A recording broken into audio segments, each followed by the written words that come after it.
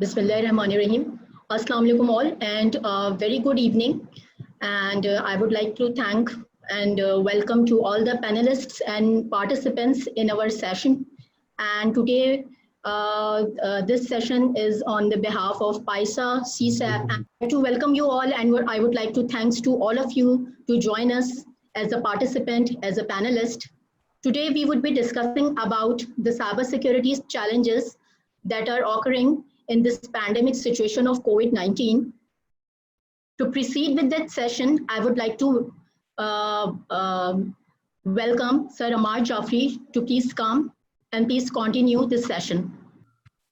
I'm really very happy and excited to see 53 participants now joining from different parts of the world. I'm really very thankful to all of you. And this is an amazing world now. And there's a normal saying that for difficult situations, you have out-of-box solutions. So finally, we have come with the out-of-box solution where it was practically possible to gather around so many people of very high caliber of understanding. But now we are together. And why we are together? Because this situation. Everybody is now working from home. The president of the organizations and even the worker of the organization and the tier in between. Now, let me tell you, all of you know that I have been law enforcement of cyber for many years. I'm the founding head of NR3C. So I know very well how the criminals operate. Criminals are fast mover. They are much more fast learner than us. So when this process started 2 months before, they had in their mind that how they are going to get benefit out of it. You know, our legacy systems were not made to work from home. Even those systems which are cloud-based now, they were never designed for like this, that everybody is trying to log in through cloud. In most of the cases, these were hybrid systems. So the security loophole lies in the hybrid systems more than totally cloud system or totally local based systems. So when our entire schooling system, entire university system, entire system is now going on internet, there are two issues. One is sustained availability of internet in Pakistan. Number two, securing the users of Pakistan. I'm very clear about it. It's not our job. It's government's job. And we are helping the government by doing all these things. I'm very thankful to the rep of the State Bank here that they are here. I can see a number of government officers in this talk now. So PISA from day one, from 2005, has been trying very hard. And Hussain Haji, a lot of people in this group has been with me in my efforts in PISA. Then very lately now, we found the Cybersecurity Alliance of Pakistan because now we wanted to engage everybody, every Pakistani working in different parts of the world also. And we wanted to engage government and relevant organizations. ISACA, I am President ISACA also. Faisal Saab is here from Lahore, Hussain Saab is from Karachi. So we thought that it is good time that we should globally inform people that we are very careful about all these things. So these three organizations, ISACA Pakistan. When I say ISACA, it doesn't mean Islamabad, it means Karachi, Lahore, and Islamabad both. We are together on one page. And that is a big initiative, you know that. Second is Cybersecurity Alliance of Pakistan, again a big initiative. And the PISA you already know very well. So today's topic, there are, you know, I'm really thankful to all those speakers who actually withdraw their names. I requested them and I'm really thankful to them, they honored my request. There were 27 panelists and everybody was something meaningful. But naturally, we have to give preference. There's a time limit also. So we have to give preference to the people who are from abroad and the people who are heading their organizations in cyber security matters. So I'll finish with a comment and hand it over to the two very valuable persons. One is Sufyan, CTO PISA Pakistan now, and one is Sarij from Karachi. You know both of them. And now I will request all of them to have the management of these, inviting the people and turn by turn. And in the end, I will request the panelists to please limit their talk from 6 to 8 minutes. They should stop winding about 6 minutes. And the questions and answers, we like the participant So please write it in the inbox so that we can see it. So by by eliminating the duplication, because maybe 5% of the same question. So we will try to ask the question. And please write the person or the panelist you want to ask the question. Thank you all. And over to now, Sufyan and I would like to invite our next panelist, Mr. Ahmed Said. So please unmute yourself and introduce yourself at the start, and you can start your speech. Assalamu alaikum ji. My name is Ahmed Said, or I am working in State Bank of Pakistan and heading networks and network security division. I have over 20 years of experience in code networking and network security, and I mostly engage in security related trainings. I own my own training center as well, and for the last 20 years I am focusing on network security related trainings. So guys, can you hear me? Yes, we can hear you. Okay, great. तो मेरा basically topic है, जो objective है वो ये है कि current situation में जो सबसे बड़ा चैलेंज है that IT departments are facing nowadays, specially critical organisations के जो आईटी डिपार्टमेंट है वो वर्क फ्रॉम होम है. How we can provide secure application, business application and enterprise application access to the people, to the employees that are working from the home. This is the challenge that we are facing at the moment. जैसे कि अमार साहब ने बताया था कि हमारे जो systems हैं, most of the organization is still having the legacy systems. So it is very important कि हम secure access जो है वो provide करें अपने employees को, organization के employees को, business और enterprise applications के ऊपर. So definitely मेरा जो objective है, मैं इस challenge को किस तरह हम meet करेंगे, मैं controls के ऊपर बात करूँगा. I will focus on controls and best practices, how we can enable our organizations and employees that they can access the application securely. तो इस पे मेरा basically focus होगा इस पे बात करने पे. तो इसमें मैं बेसिकली VPN solutions के ऊपर बात करूँगा. I know कि VPN, और आप सब लोगों को मालूम है कि VPN technology is being around quite some time, और इसमें टाइम टू टाइम मुख्तलिफ इम्प्रूवमेंट्स आई हैं, मुख्तलिफ एडिशनल कंट्रोल्स हैं जो कि हमें इम्प्लीमेंट करने होते हैं ताकि हम सिक्योर VPN एक्सेस जो है वो प्रोवाइड कर पाएँ. तो बेसिकली अगर मैं फाइनेंशियल इंडस्ट्री के मॉडल को फॉलो करूँ तो फाइनेंशियल इंडस्ट्री में दो किस्म के यूजर्स हैं जिनको सिक्योर VPN एक्सेस प्रोवाइड करनी है. एक तो प्रिविलेज यूजर्स हैं जिसमें डेटाबेस एडमिनिस्ट्रेटर्स हैं, नेटवर्क इंजीनियर्स हैं, सिक्योरिटी इंजीनियर्स हैं, एप्लीकेशन इंजीनियर्स हैं, उनको सिक्योर एक्सेस प्रोवाइड करना है. और सेकंड जो है वो एम्प्लॉयज हैं जो कि बैंकिंग और बिजनेस एप्लीकेशंस के ऊपर काम करें, उनको सिक्योर एक्सेस प्रोवाइड करना है. तो दोनों के लिए डिफरेंट सेट ऑफ कंट्रोल्स हैं जो कि मैं प्रपोज करने जा रहा हूँ, और इसमें मेरा काफ़ी एक्सपीरियंस है इस टॉपिक के ऊपर. तो I would like to share my experience as well.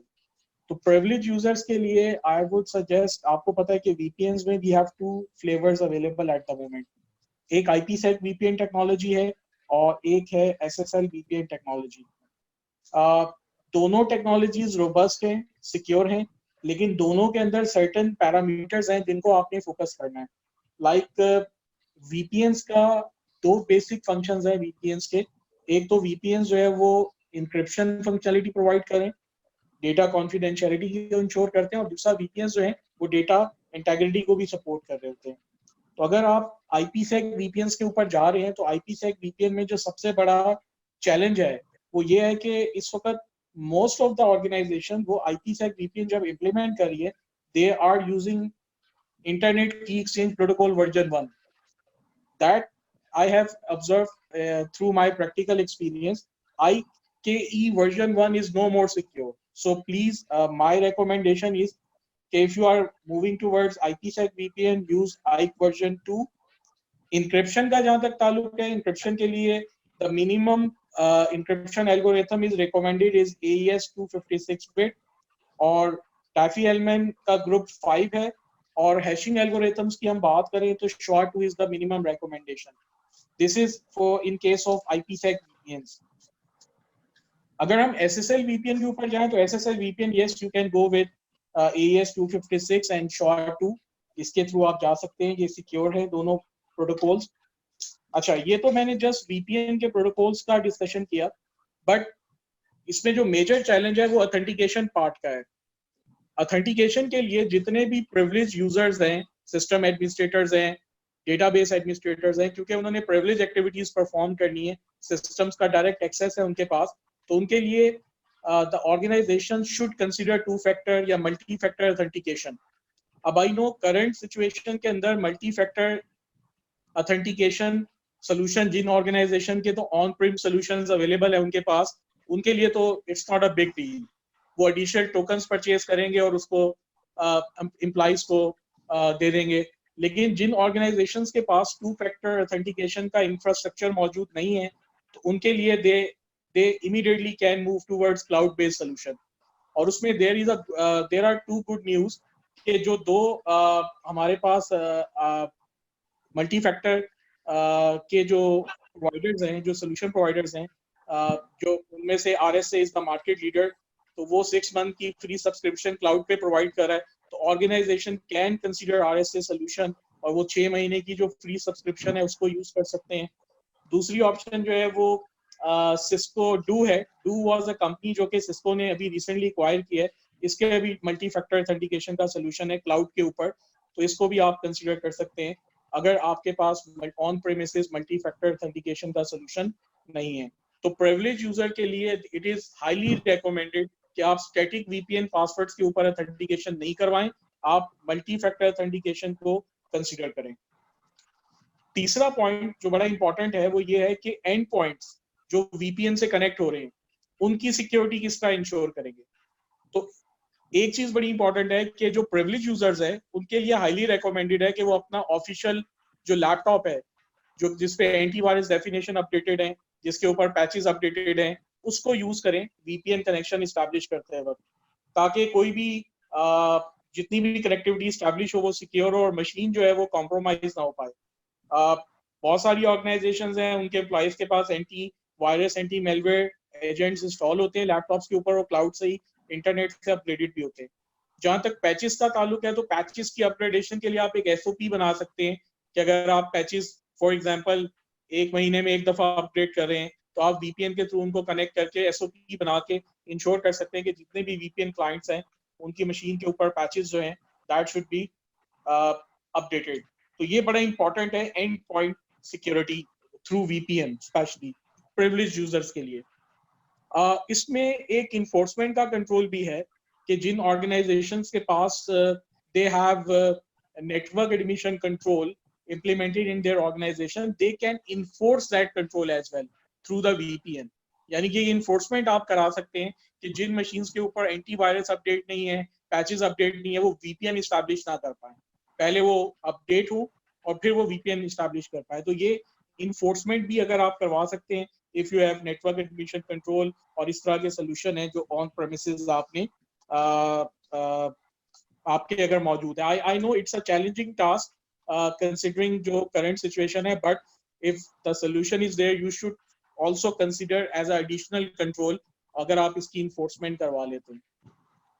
Next जो पॉइंट है वो बड़ा इंपॉर्टेंट है कि आपने मल्टी फैक्टर ऑथेंटिकेशन किया और आप VPN से कनेक्ट हो गए. उसके बाद अब आपने सिस्टम्स को एक्सेस करना है, डेटाबेस एडमिनिस्ट्रेटर्स को डेटाबेस को एक्सेस करना है, नेटवर्क इंजीनियर्स को नेटवर्क डिवाइसेस को एक्सेस करना है, फायरवॉल्स को एक्सेस करना है. तो उसकी एक्सेस के लिए direct access should not be allowed through the VPN. उसके लिए आपको क्या करना है कि जो आपकी इंटरनेट एज फायरवॉल है उसके अंदर आपने एक डीमिलिटराइज्ड जोन बनाना है और उसके अंदर आपने एक जंप सर्वर बनाना है. ये जो जंप सर्वर है इस पे आप लोग लॉग इन होके फिर फर्दर आगे जो है वो एडमिनिस्ट्रेशन कर रहे होंगे. ये जंप सर्वर्स भी आपके डिफरेंट जो डोमेन्स हैं उनके डिफरेंट जंप सर्वर्स होने चाहिए. और जंप सर्वर्स जो इंटरनेट फायरवॉल पे पड़े हुए हैं वो मल्टी लेयर्ड सिक्योरिटी के through firewall, IPS and then फिर डेटा सेंटर फायरवॉल, वहां से इंस्पेक्ट होते हुए ट्रैफिक जो है फिर सिस्टम्स के पास जो एप्लीकेशंस हैं या डेटाबेसेस हैं वहां तक पहुंचनी चाहिए. तो from jump server to the database servers and the application server आपके पास मल्टी लेयर्ड सिक्योरिटी होनी चाहिए. डिफेंस इन डेप्थ मॉडल आपको implement करना है. So this is the approach. High level controls मैंने share किए हैं due to the limited time कि किस तरह privileged users को आपने VPN access allow करना है and what are the best practices you should follow. Thank you so very much, Ahmed Saeed sir. Thank you. Our next panelist, Rehan Masood sir. जी अस्सलाम वालेकुम. Walaikum salam. We can hear you. Please proceed. Okay. So thank you, Sufyan. Thank you, Sharish. This is Rehan Masood from Payment System Department of State Bank of Pakistan. I am Joint Director there. And before Payment System Department, I was working in Banking Policy and Regulations Department for 10 years, and then in Payment System Department since last couple of years. So I'm basically responsible to give policy directions to the banking financial institutions and banking companies regarding cybersecurity and the security of technology. So if you remember, after the Bangladesh Bank incident in 2016, State Bank of Pakistan came up with enterprise technology governance regulations for financial institutions, which set out the groundwork for the banks and for financial institutions to institute governance and security policies of their organizations. After that, in 2018, after one of the major cybersecurity incident in Pakistan, we came up with PSD Circular 9, which I think is the gold standard in security in Pakistan, where we work to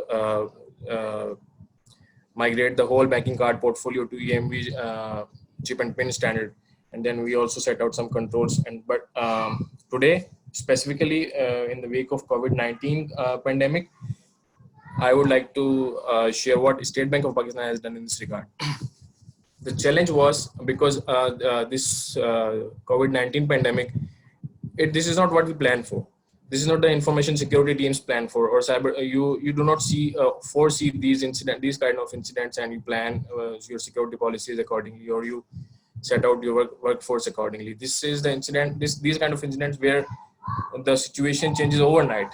You come to the office and you see that the next day, half of your organization's employees have to work from home. So this is not what we planned for. This is not the financial institutions were geared for. So this was not business as usual.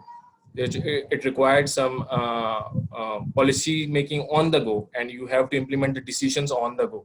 So we started work on 20th of February and March, sorry, and we were seeing that organizations would be shifting because of these lockdowns coming in and the government taking steps to restrict the movement and implement social distancing.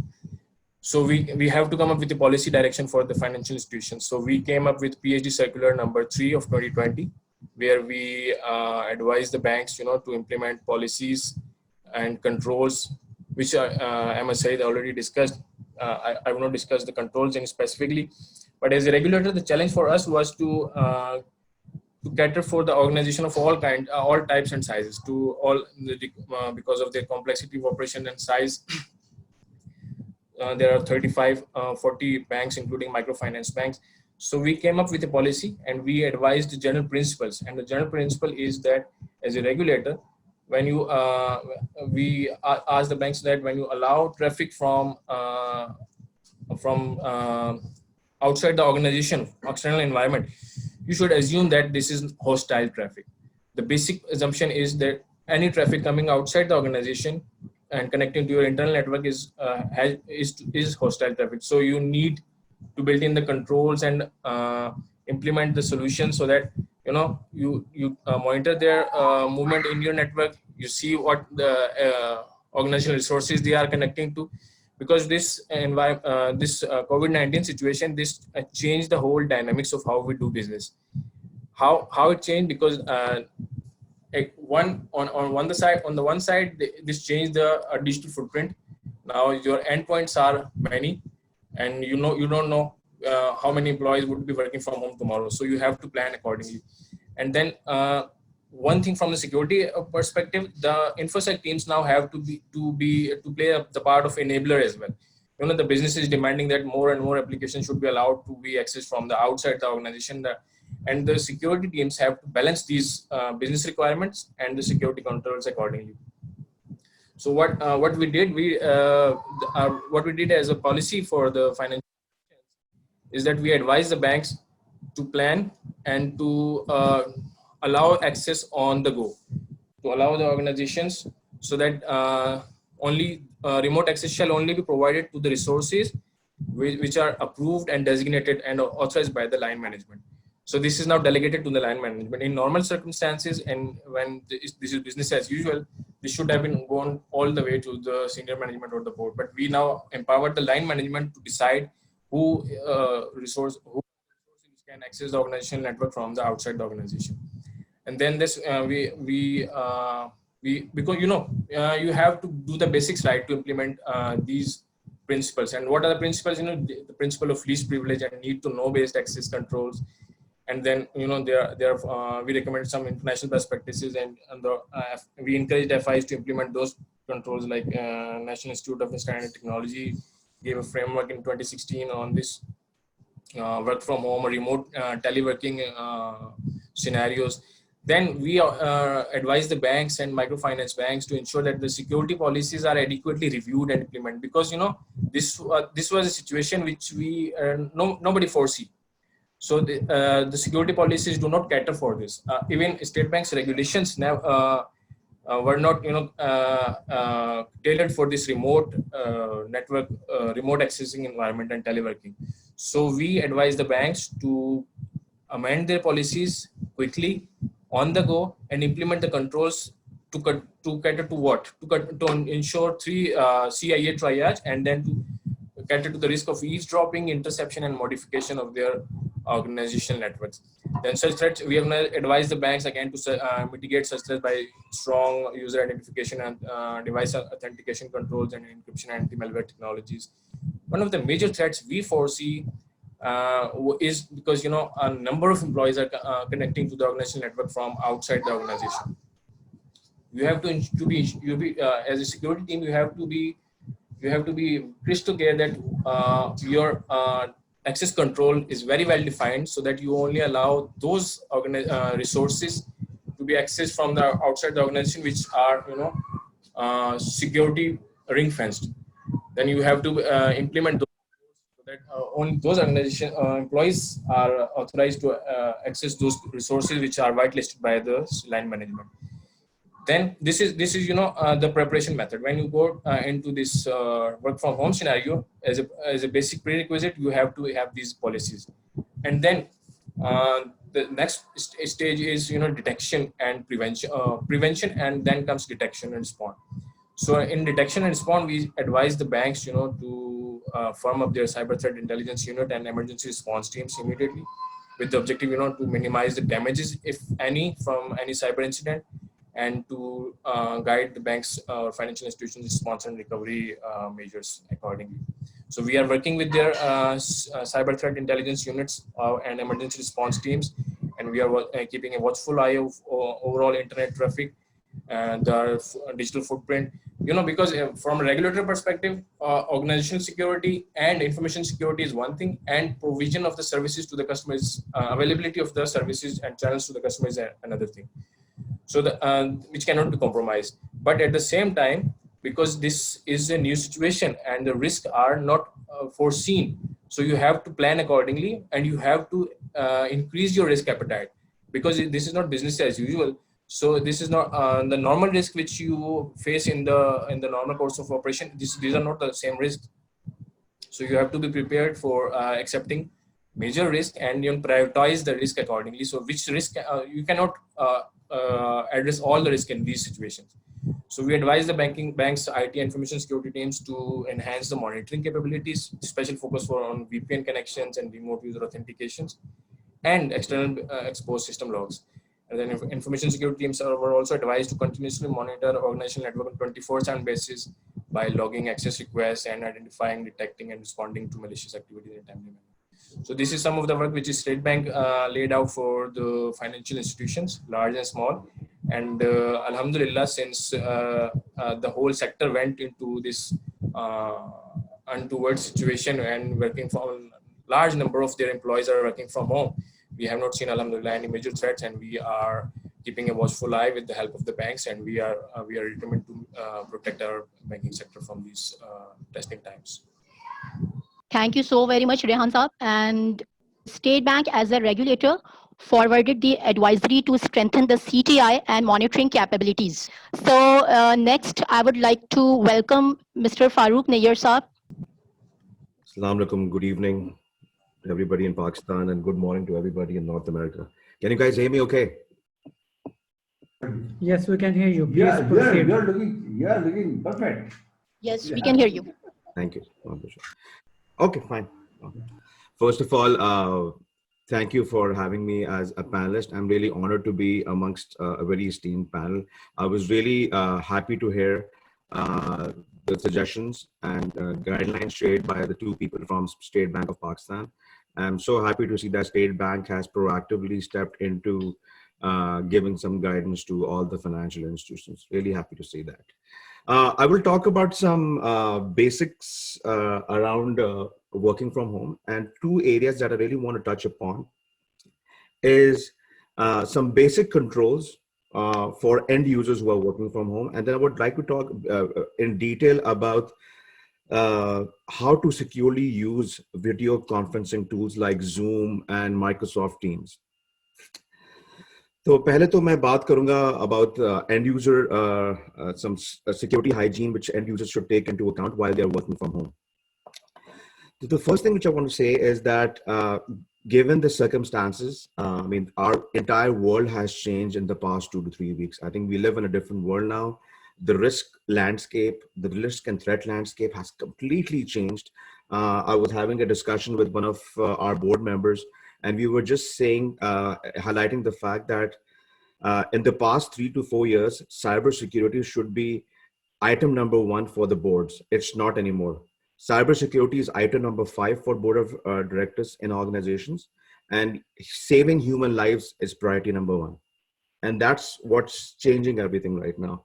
So given the change in the current threat landscape and how everything is changing right now, I've been in webinars, talking at various webinars in North America and Pakistan. Have been doing lots of webinars for public and private sector also. And one of the key things that we are highlighting is that how can we secure the end user? And we have been conducting lots of awareness sessions and sending out lots of advisories. So 2 to 3 things that I want to touch upon briefly is that, first of all, the end users who are working from home should ensure that they should treat their home office as their own office. This means that the area where they're working and they're handling official information should have some kind of basic physical security controls. Making sure that the office space or the desk which they have is not accessible to anybody else. They're not sharing their laptop with anybody at home, which it's a complete no-no. And making sure that any official documentation which they are referencing during working from home is kept under lock and key when the person is not working over there. I mean, in the offices, we have a clear desk policy, right? Come up with the clear desk policy version for your home. That's the one thing. That's the one thing. So the thing which we are telling people is that the acceptable use policy, which you were adhering to while you were working at your office space, make sure that you comply with that while you're working from home. The second thing which I want to highlight is that when you're working from home, you're working in a different network.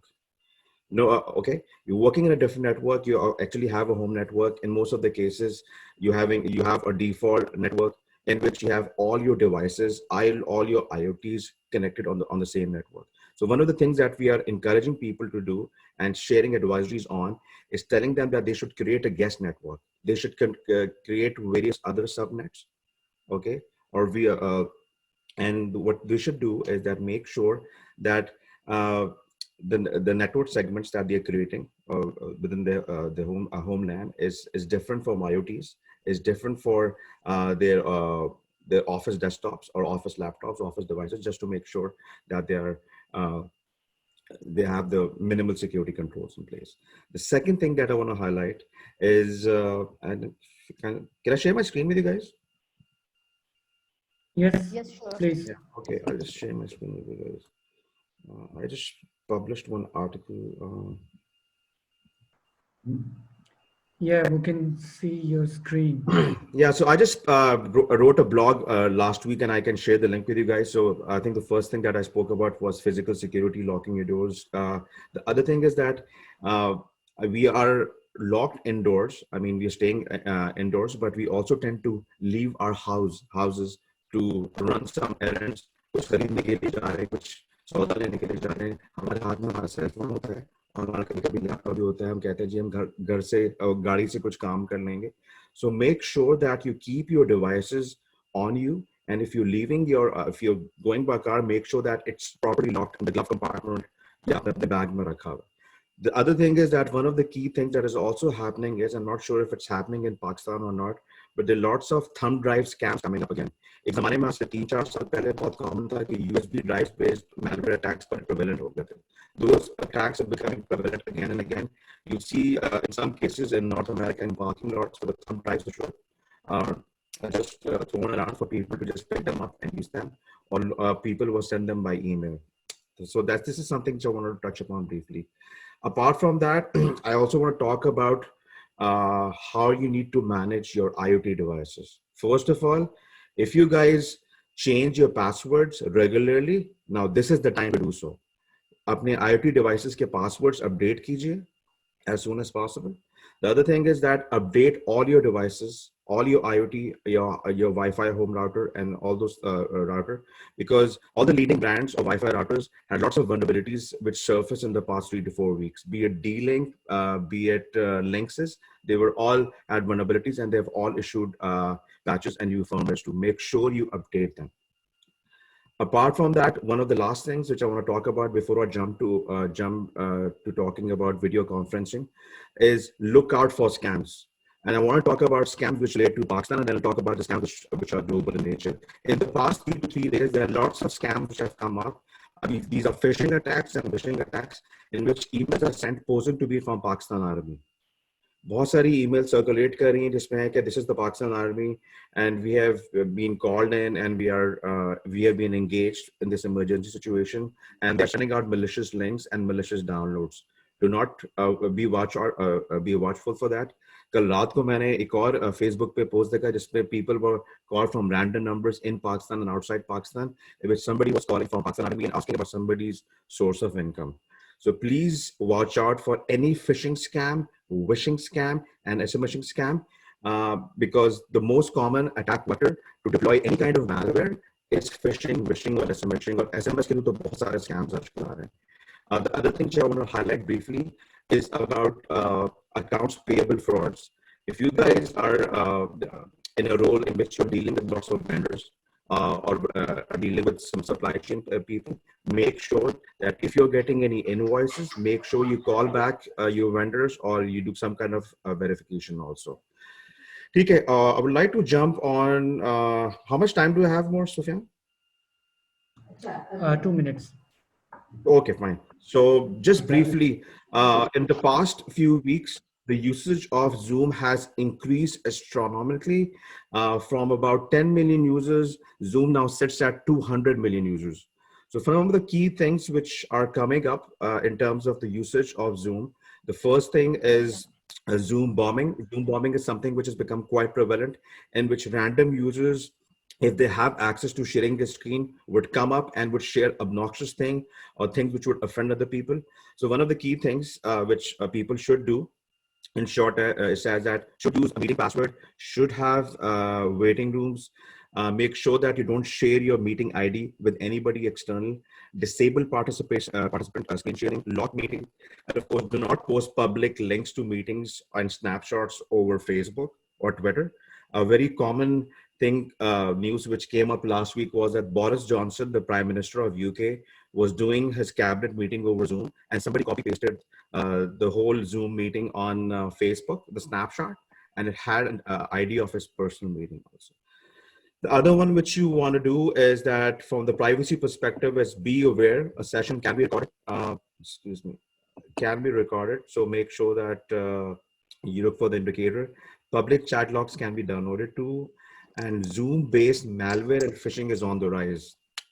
The other thing which is also becoming quite common in terms of usage of Zoom is lack of encryption. So it has been reported that end-to-end encryption between user and endpoint is not present in all cases. So be watchful for that. Apart from that, from the data sharing perspective, Zoom came under lots of fire for sharing user data with Facebook because it was using an API from iOS and Facebook. Apart from that, they have also updated the privacy policy. And the other thing which also came up was that the sales subscriptions were mining LinkedIn information for people who were using Zoom also. But anyways, just to conclude my talk, one of the things that I want to highlight is that Zoom has stepped up its game. They issued a bunch of updates last week. Their CEO issued an apology, and they have committed that in the next 2 to 3 months, they will not be working on any new features, but they will just be focusing on improving the security controls and everything. So I would like to conclude my talk by saying that whatever tool you use, be it Zoom, be it Microsoft Teams, please make sure that you have the basic controls in place in terms of password management, user management, encryption, and privacy. So this is all that I wanted to say, and thank you again for the opportunity. Thank you so very much, Farooq Nair sir. Now, next we have Hussain Hassan Ali Saab. I would like to welcome Hussain Hassan Ali Saab. Ji, Assalamu alaikum. Yes, sir. Can you hear me, see me? Ji, bilkul. Assalamu alaikum to everyone. And thank you very much, Amar Saab and the organizers, Sufyan, Sarish, for all of this. Congratulations to the panelists as well and the participants. MashaAllah, this is amazing. On behalf of ISACA Karachi chapter and on my own behalf, I would like to congratulate all of you and welcome you to this and our future sessions. There are a couple of things. So, we've had a very, very good discussion. So I would like to discuss a couple of issues only. And I'll come at it from a very different mindset because I believe we are experiencing, especially for people in Pakistan, this is a huge change. Not only in the way we are required to live, but also in the way we are required to interact and collaborate for work. And the tools and solutions that we are using, we have not used this to that level or in this manner before. An example of it is VPN. Like Ahmed explained, VPN, there is so much that needs to be known. But if you look at banks, how many banks are handing out VPN IDs to people? They aren't. And now in this sort of situation, we are forced to because you have all the relevant people working from home. So this is something that we need to be mindful of. We need to be careful about how we use it, how we hand it out.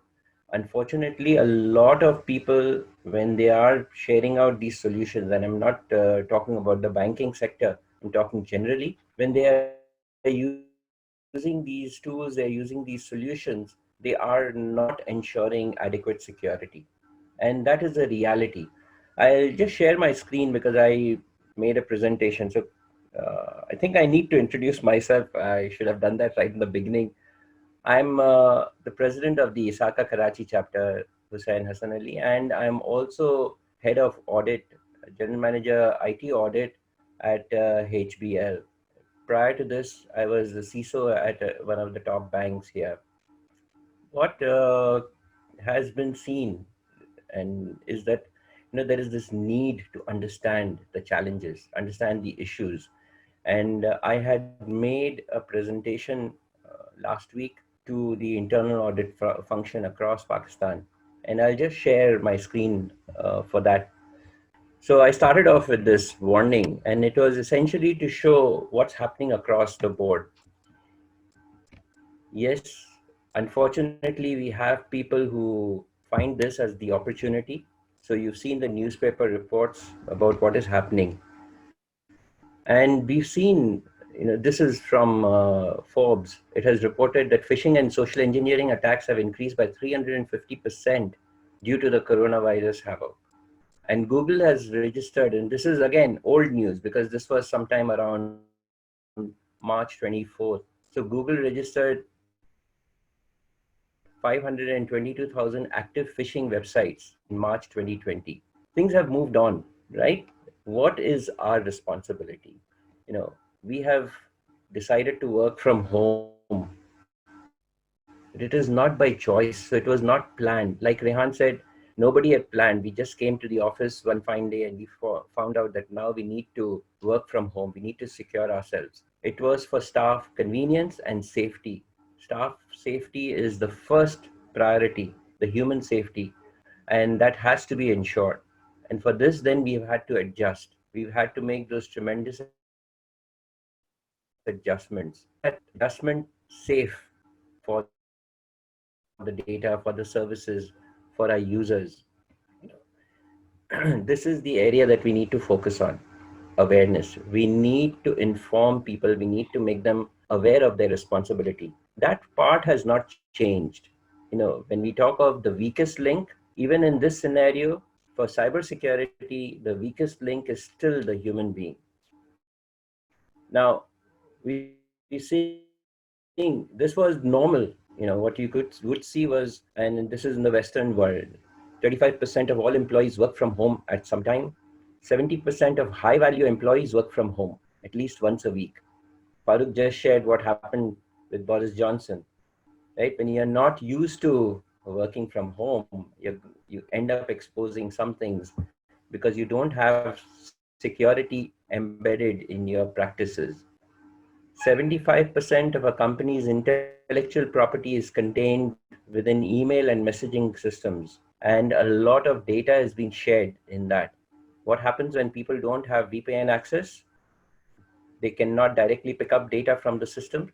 The ones who have the data are sharing it. And how are they sharing it? Organizations are allowing employees to access the corporate network from home or remote office.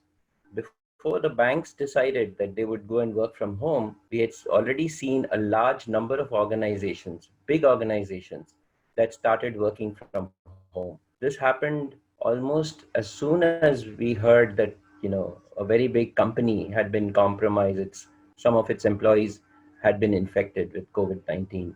But 30% of companies do not require a gateway security device. How many are implementing multi-factor authentication? We know that as technology professionals, what's happening.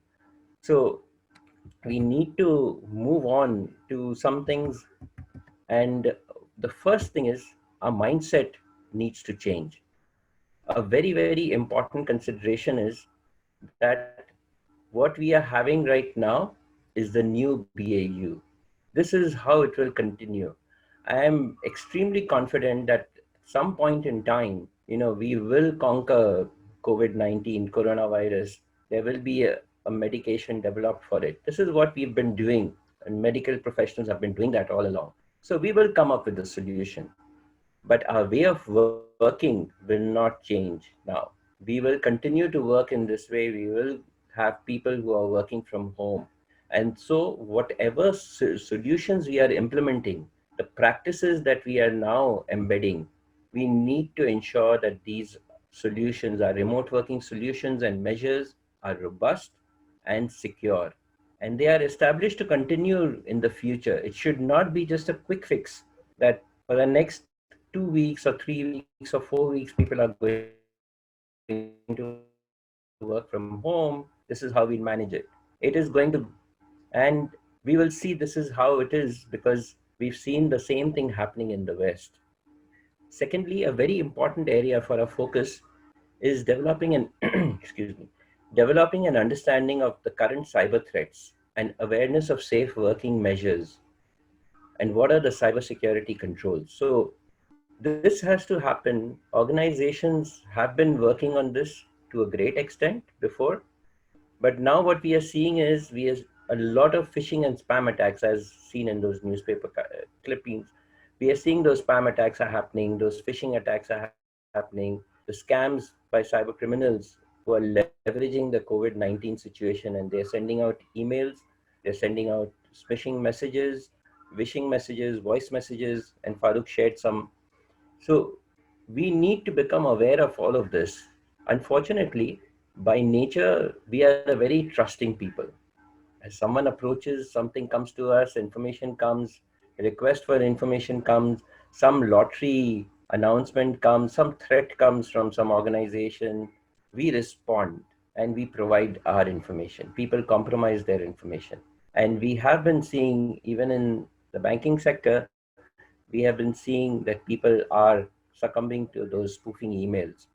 This fraud is not going to go away. And what we need to do is to work on that weakest link. You know, we had Kevin Mitnick say that there is no patch available for the human stupidity.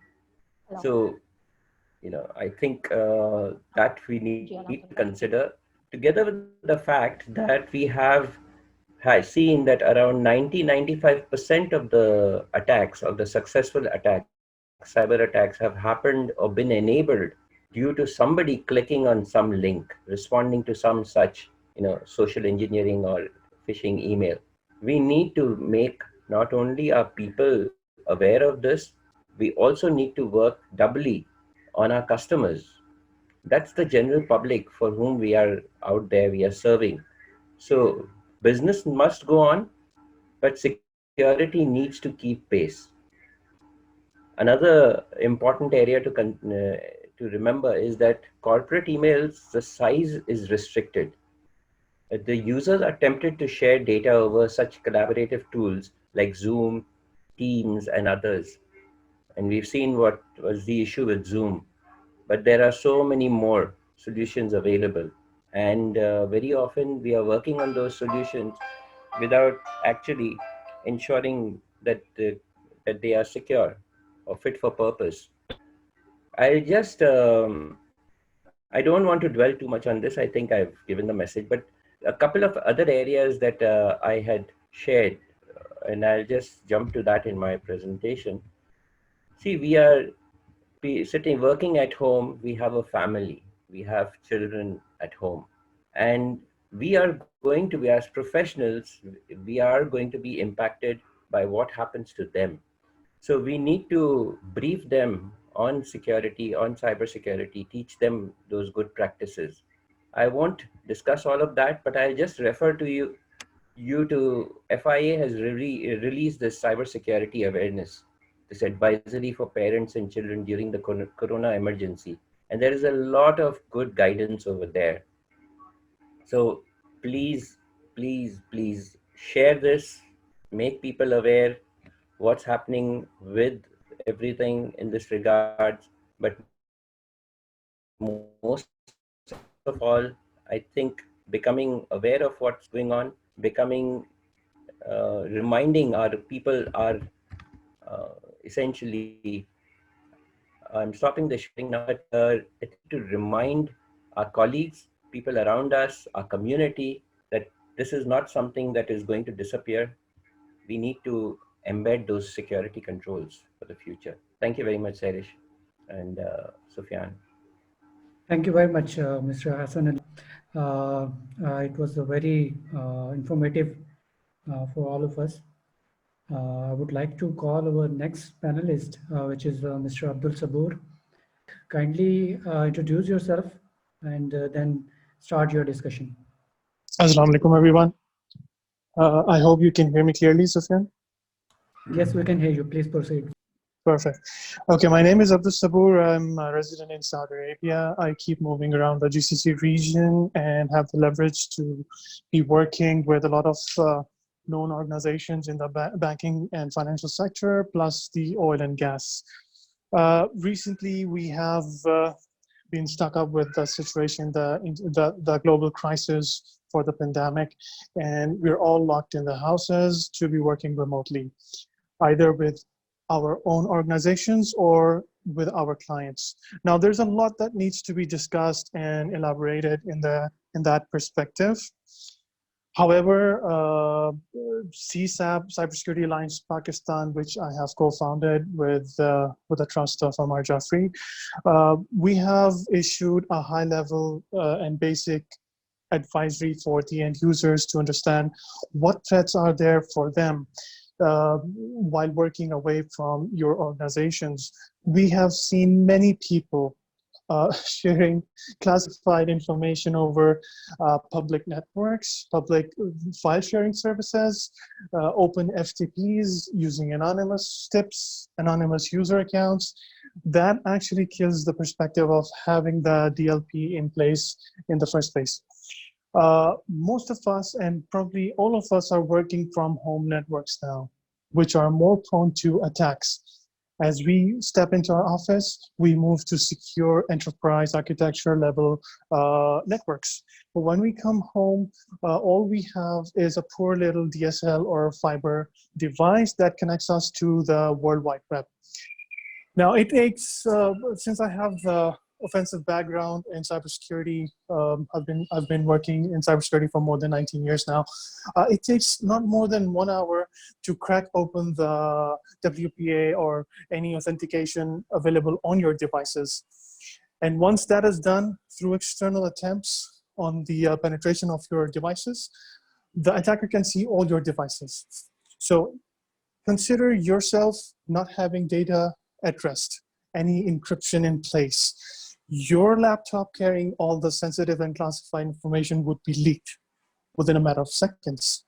There's a lot of awareness that needs to go on, and the message that requires to be delivered to the end users. We have seen people happily clicking links that we found COVID-19 cure. If that is the case, first of all, we need to think these will not be coming into my personal email accounts as an email. It'll be publicly be announced globally, and everyone will know what the cure is. There's a lot of phishing attempts that is like Farouk, like Mr. Hassan, they shared the instances. There's a lot of phishing attempts going on. It is very sad to see that most of the organizations these days are not more than 12% awareness ready. When we talk about the end user awareness, there's a lot of awareness that needs to be delivered to the end users, the non-technical employees, the non-technical users who actually connect to your network that you spend and invest in securing them. So, there's a lot of awareness that needs to be delivered to them. There's a lot of things that do's and don'ts that needs to be translated to them in simple and plain language. There's a lot of simulation that needs to be conducted to see if your awareness is working as an organization. The 45-minute session that you ran for your employees, did they really catch what you were trying to deliver? Did they really hear? Did they really understand? Are they really doing what they're supposed to do and what they're not supposed to do? All of that needs to go in parallel, because most of the organizations, they spend all the budget and investment in upgrading their technology. Now I see more than 70% organizations throughout GCC, the Gulf countries, talking about EDRs, EPRs, endpoint prevention and recovery. So, but what about the person who is allowing the thief in his house himself? We need to stop this. And like Mr. Hudson referred to Kevin Mitnick, there's no patch to human stupidity, either intentional or unintentional. We need to talk to our end users more. While we upgrade our technologies, while we are connecting remotely to our systems, we also need to, as management, we also need to heavily invest our time in doing reviews. We need to know who's logging in. We have a lot of privileged accounts. We have all the C-levels, the executives, the board level members connecting in remotely. Have their accounts been compromised? What are they doing? Are they logging in remotely to conduct the same task over and over at the same time? You need to watch these patterns. We all, most of the organizations, they have SOC, they have intelligence centers, they have threat intel, everything is plugged in. But if you're not doing the reviews properly, if we are not tuning the processes, the cases, the use cases, the rules, the filters adequately, we might be losing out on the important information that already exists in our system. So we need to keep an eye as security function, as audit function, as management, to see where we are going wrong and weak in terms of the enterprise and the end users. Like I said, there's a lot to talk about, but I would like to stop here. We in Cybersecurity Alliance Pakistan, we spread the awareness to different users. We have around 7 chapters now. We have different local communities that are talking to each other. Just today, we have delivered a 3 hours workshop on API hacking, which was, an emerging concern with a lot of organizations these days. We're happy to speak out whenever is required. We were spreading out the knowledge that is required for the people to know about, and we'll be in touch through different channels. That'll be all from my side, Sufyan. Suresh? Thank you so very much, Abdul Sabur Saab. And Abdul Sabur Saab has suggested to emphasize upon the end user awareness who are the non-technical staff. Yes, our next panelist is Mr. Fred Cohen. Hi there, how you doing? Hi. We are good. Okay. Hopefully you see my smiling face there. We'll try again. There you go. Hey. Yes. Here we go. I'm going to share my slides because I think it works better when you can see what I'm talking about. So that'll take me another second.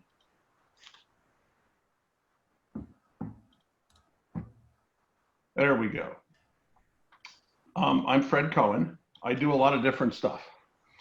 I think we're in the point in time when we have the greatest danger in 100 years facing us, and it's your chance to do something great. I just want to note that I have some dazzling graphics. There they are. So look, the world is changing now. You're live on online remote today because of COVID-19, and this is going to last for a few months if we're lucky, hopefully not too much longer. It's going to linger for a couple of years before we have a vaccine and cure. So we're just going to continue to have to be careful, but it won't be as bad. Millions will almost certainly die, 1 in 100 according to the World Health Organization and the US CDC. And you're going to know some of them, and some of us might be among them. There will be trillions of dollars lost, not just theoretical loss, real people, real harm. And you're going to be living live online remote for the next year, not because of COVID-19, but because it's better, faster, cheaper, safer, more efficient, more effective. And so really, all sorts of other things are going to change because of this. And frankly, I think that that's a good thing. Here's a chart I hope you've seen. Without protective measures, instead of 1% of the people in the world dying, 70 million people, could be 5 or 20%, something like that, 350 million. So obviously, so-called social distancing is what we call it in the US is necessary, but really that's not what they mean. They mean physical distancing and not emotional distancing. It's really important that we stay emotionally connected to each other, to our families, to our friends, and to new people that we meet, which includes everybody here. So I'm really happy to be here. I really appreciate the organizers giving us all the opportunity to work together today. So the big question for me is, how do we save lives? And I think there are a couple of critical things. We need to stop some of the destructive behaviors, help the benevolent behaviors, figure out how to prioritize and stop exploiting potential problems. So there's, the urgency versus importance trade-off, right? Obviously, it's time to act now. It's sort of the opportunity of a lifetime to make good decisions and bad decisions. And you really have to make good tactical decisions. And the first thing you have to do, the first thing that I did, the first thing everybody should do is get your family safe before anything else. So make sure that your world is you're saving your life, you're saving the life of those around you, and then save the rest of the world, starting it yourself and working your way out. Making good long-term decisions should also be done, but they should be long-term decisions that help now. So many things today, of course, are urgent and important, and we each have limited resources on our own. So we need to allocate our resources carefully, picking what we do, choosing what we do, so we can have the most effect now and in the future for the amount of resource we have available. And most importantly, of course, don't panic. People will start to panic, and then a little bit later they come to say, wait a minute, we're not all just falling over in the street. And then you have to figure out what to do next. By the way, people make mistakes. I certainly do. To err is human, but as the old saying goes, to really screw things up, it takes a computer. So obviously we've heard the fraudsters are out and about. And how do you tell the difference? Due diligence. You need to be quicker and more effective at finding the truth from the lies. And we're better at it with tools in teams. And so we should be using the tools that we have and using the teams that we have to detect these lies. It's also a test of your personal morality and the morality of everybody else. We know from history, people will, who are normally ethical and moral will do bad things to protect them families and themselves, to get food, water, shelter, and anything else. So one of the things we have to do as a society is make sure that we're still getting food and water and shelter to people so that they don't, go over the edge and create true havoc, which will kill many more people than a disease. And so the question, of course, is, can you retain your morality even when it gets bad? And that's a personal question we all have to answer. Now, look, cyberspace, versus COVID-19 is a real thing. How do we save lives? The first thing I think is to stop destructive behavior. So put your personal issues with others aside. I don't care whether you like me or hate me. I don't care about what religion you are, what color you are, what shape you are, what group you came from, what tribe you're from. I don't care. It's time to be good to others. It's time to let love win over hate and collaboration win over competition. Of course, we have to help the benevolent behavior. When you see somebody else doing something good, you should support them with moral support, financial support if you have it, and technical support if you have the capacity to do it, which most of us have.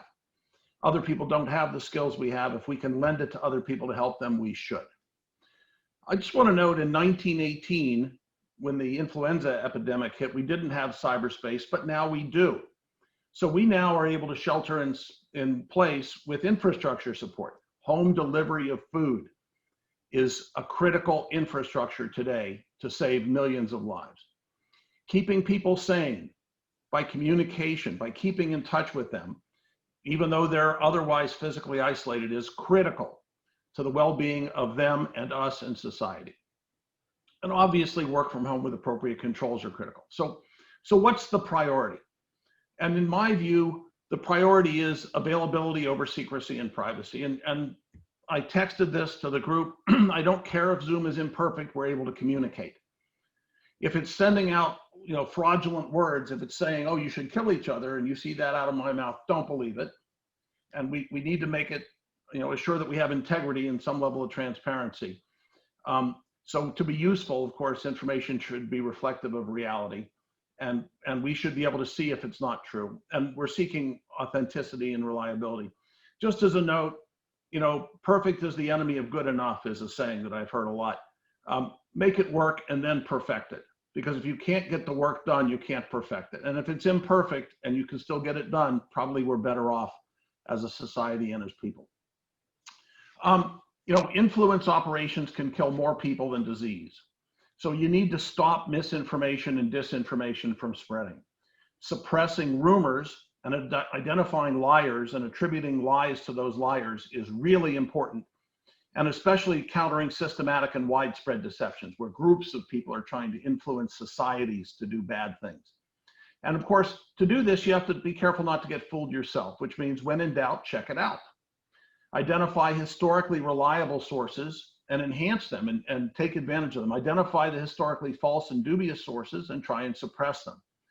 And I just, in red on the right, in normal times, a lie is tolerable, but lies are at stake now. It's not tolerable. These little lies, no, you can't let people get away with it. You can't just sit there passively and say, well, it wasn't really true, but we'll let them get away with it. You need to stop it. It's killing people. Ignorance is not bliss.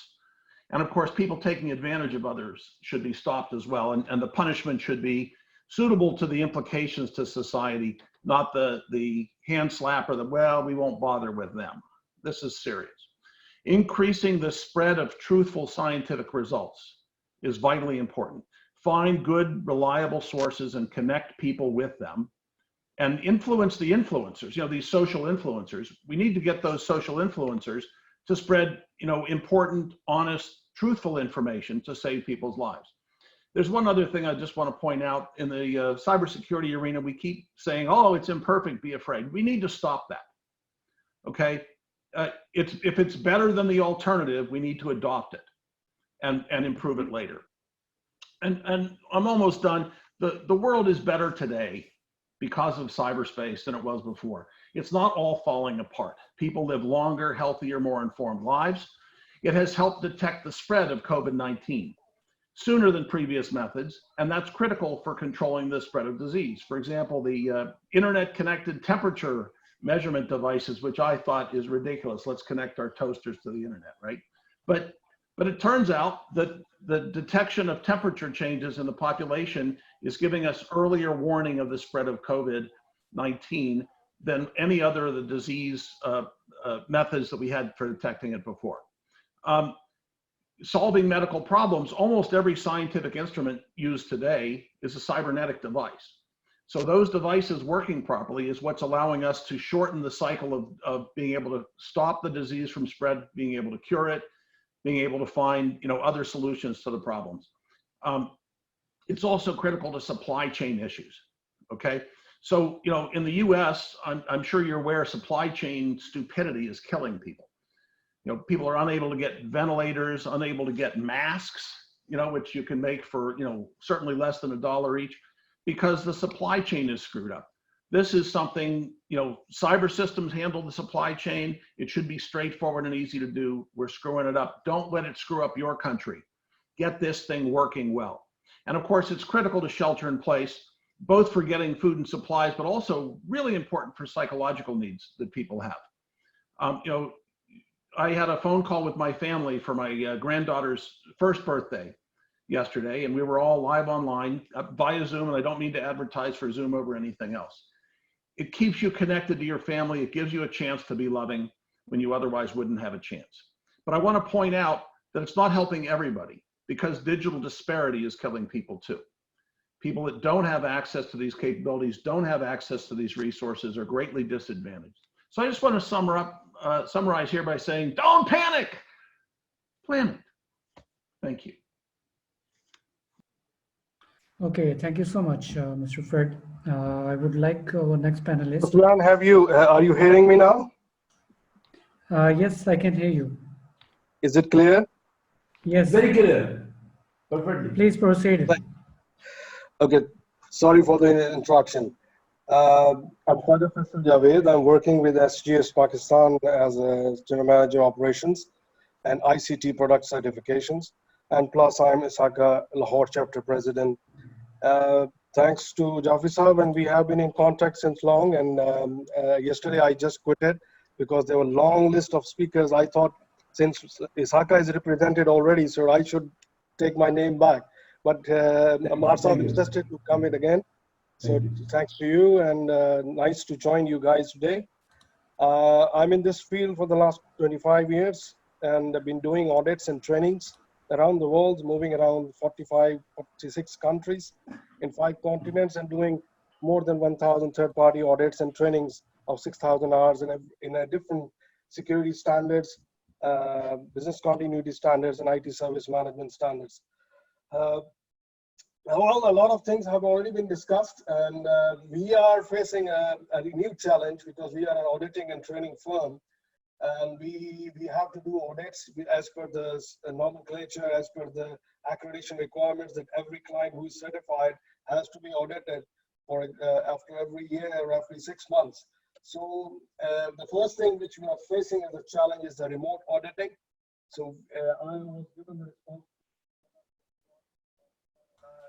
We are highly thankful to my team that we have been successfully doing it remotely for information security and other standards which we do audits in that.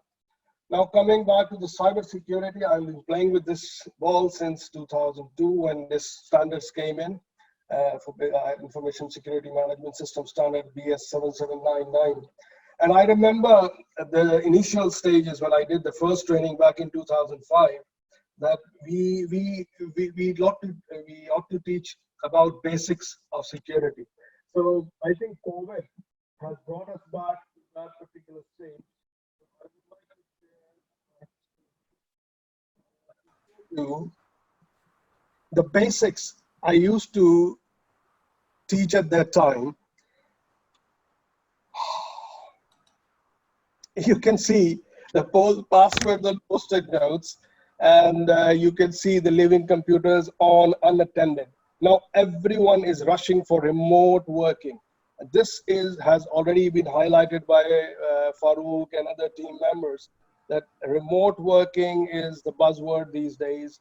Not a single organization I have audited in the last almost 2 years, a lot of business continuity standards, organization against that standard. And I have not come across any plan, business continuity plan, which is covering the handling of the pandemic at this level. Although we have been facing these pandemics like dengue in Pakistan and then chikungunya, or we faced SARS in 2000. Korea was badly stuck in that. But this level of crisis was never thought of, was never in the minds of the cybersecurity professionals. So similarly, the business continuity professionals. So remote working is coming up. So a lot of people are rushing to get access on the VPNs. I have heard a very good talk on the VPN connectivity, and I don't want to go into the technical details, but I think we have gone back to the basics. When you are at home working with remotely, you need to see these 10 points. If these were the basics of information security, which have been coming back to us, haunting back to us. And I can see in my organization also, we are facing these problems. When you are at house, you are very casual. And then you talk about the other areas which remote, which you come upon with. We were not prepared. We were very casual. The IT staff was not prepared to handle so many tickets coming up. Everyone wants the VPN connection. Everyone wants the connectivity to whether he need it or not. He wants a VPN connection, and the IT staff is pressured to give it by the top management. A load of tickets over there, and although you people have talked about phishing, I know a lot of mails are coming up, emails coming to the teams about from WHO, and there is another phenomenon which I have seen, a lot of emails pretending to be your IT help desk, which are coming to you that you should give them the access to install certain tools on your system. It seems to be coming from your IT help desk of your organization, but actually it is not that. So what they are doing, these hackers, they are hacking you into your systems and they are installing keylogger. This has recently been reported by one of my friends in US. This is very strongly going on worldwide. Now, we have discussed a lot of things already, so I just want to come to the main point, which I know in these days, this is difficult to maintain, is the privacy and confidentiality. You are sitting at home, your laptop is on the loose, you have a lot of things on your laptop, and your children are moving around, they have access, plus you have been dealing with a lot of documents. You don't have a shredder at home. So these are basics you need to be careful, that you need to teach your teams that what they have to do. They are under heavy stress. They are working under heavy stress. Processes are being developed. The protocols were not clear. So we need to set a clear communication in our organization. A clear communication plan, let the employee know from where they are going to receive the emails, from which email address and to whom they have to talk. This is a highly lacking, as I have seen in Pakistan especially. Then coming to the privacy concept, you know, there are a lot of laws coming up already there, GDPR or CCPA, and this is a strong message going around that how to protect the privacy when you are working remotely. And the other thing which we need to be very careful is the patching of the systems, which I have heard somebody was talking about.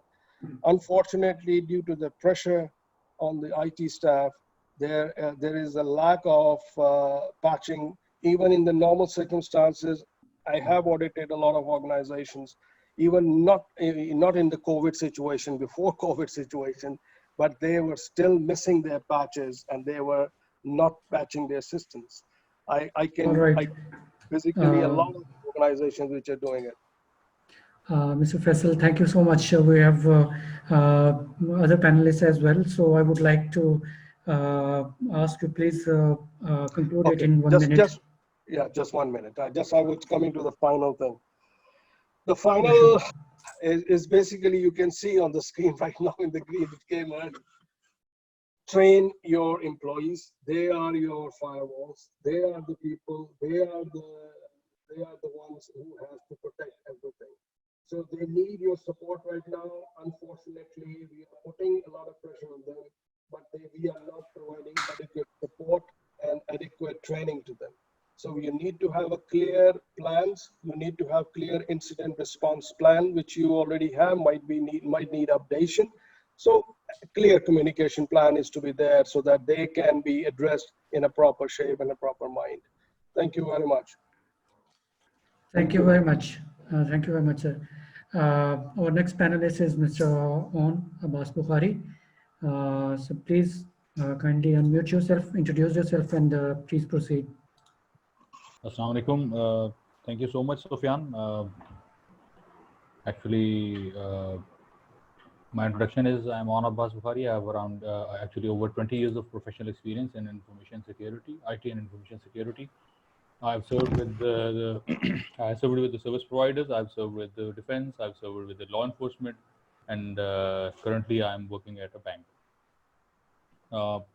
Quite actually a different thing. This kind of thing is never perceived in any environment over here in the business community. The situation that has arisen due to the coronavirus, and but these are the things that are under consideration while at the military is working,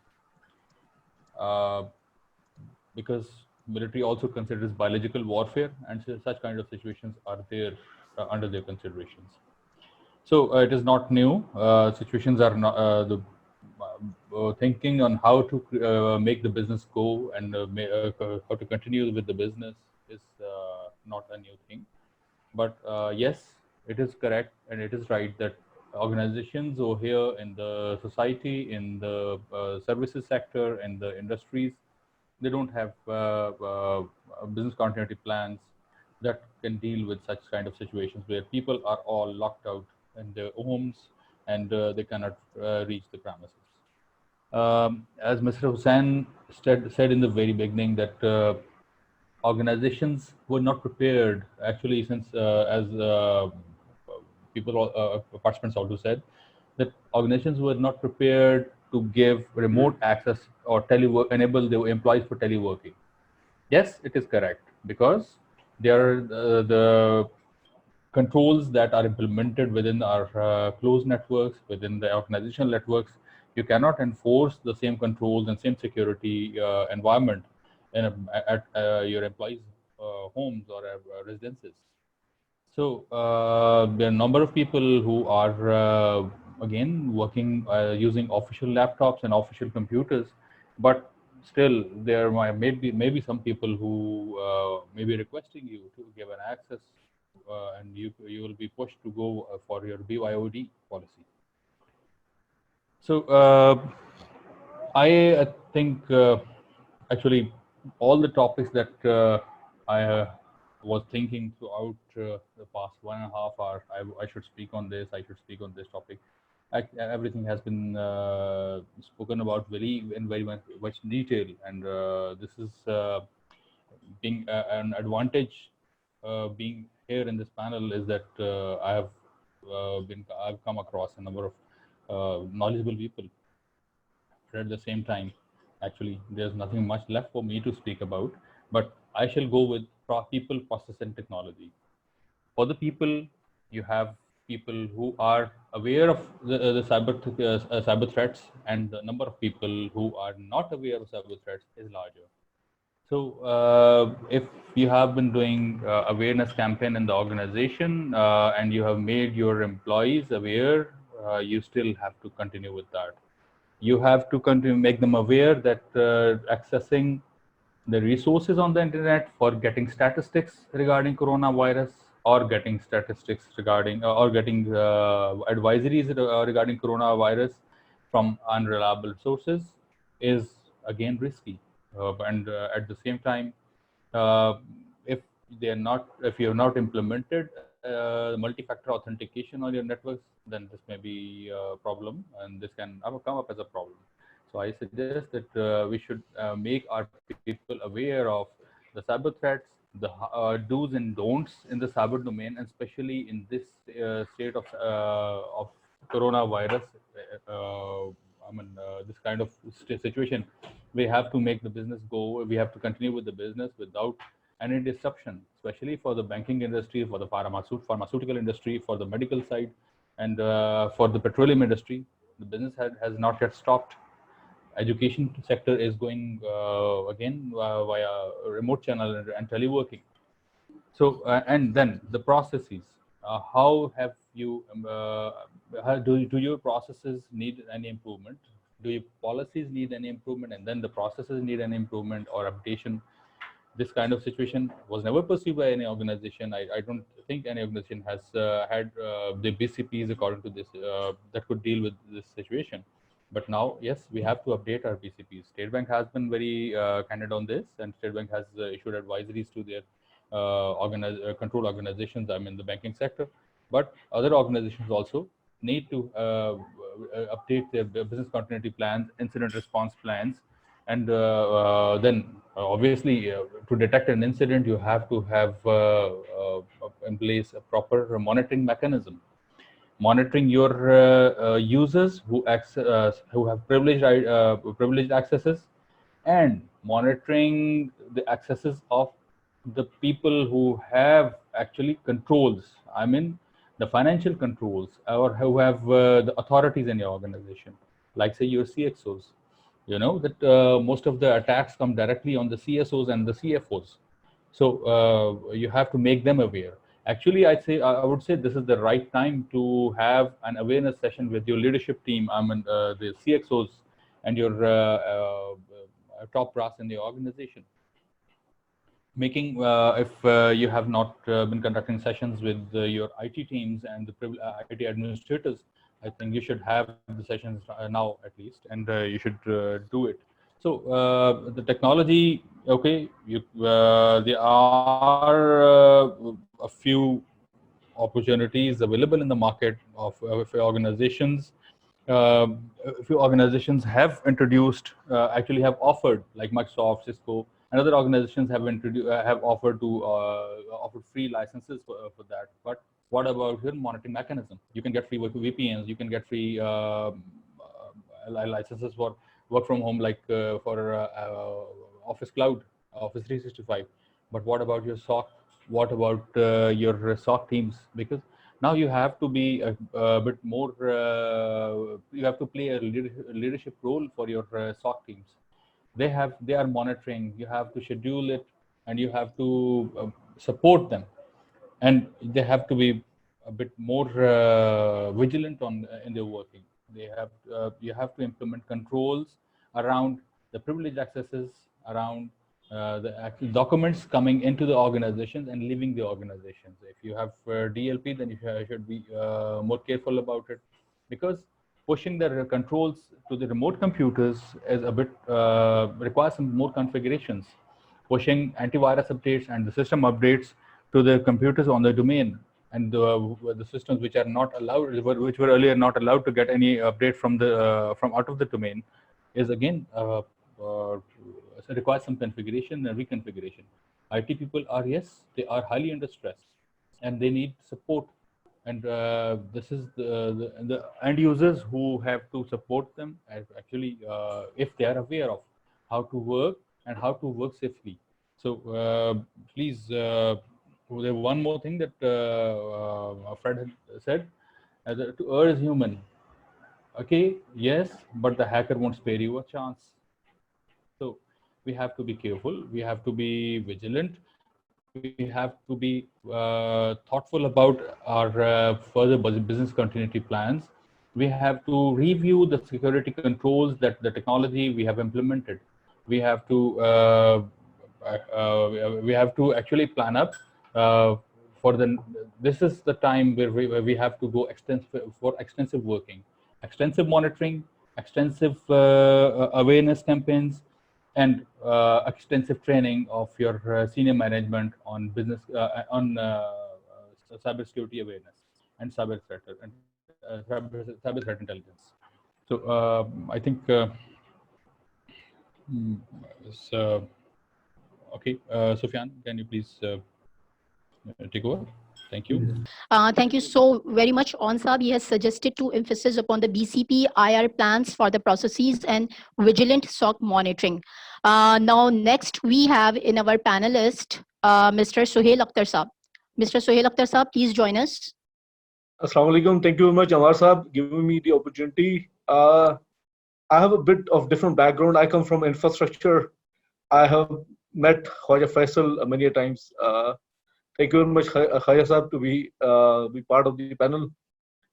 I just want to talk about the way the infrastructure will be built. I remember way back in 1998 or 2000, when in UAE we had one downtime of power supply, for half an hour, and it then people started realizing that the importance of having a UPS. Now, COVID-19, I understand that is a wake-up call for everyone. Now, we never thought that people will be connecting from outside.